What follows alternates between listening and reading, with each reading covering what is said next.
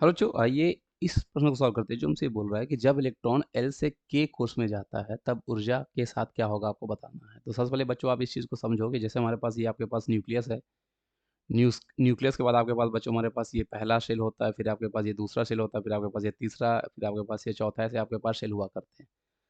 अब बच्चों जब हम इनको कक्षा ऑर्बिट कक्षा बोला करते हैं तब इनको हम लोग n इजकल टू 1 2 3 4 ऐसे यूज़ करते हैं। और जब इनको हम लोग शेल बुला करते तब हम लोग अल्फ़ाबेट यूज़ करते हैं, जैसे हम लोग के, एल, एम और एन ऐसे यूज़ करते थे, कैपिटल लेटर में यूज़ करते हैं।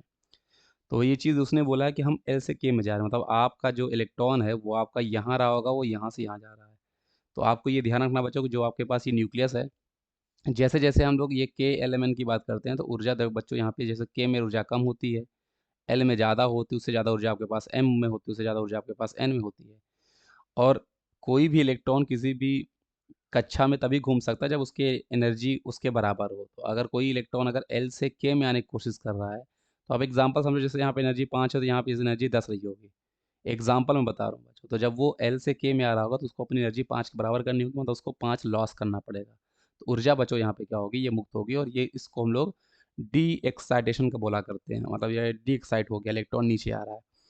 सेम वही चीज़ अगर कोई इलेक्ट्रॉन के से एल में जाएगा तो उसको 10 बार होने के लिए 5 एक तरह से 5 यूनिट एनर्जी जो है वो अवशोषित करनी पड़ेगी।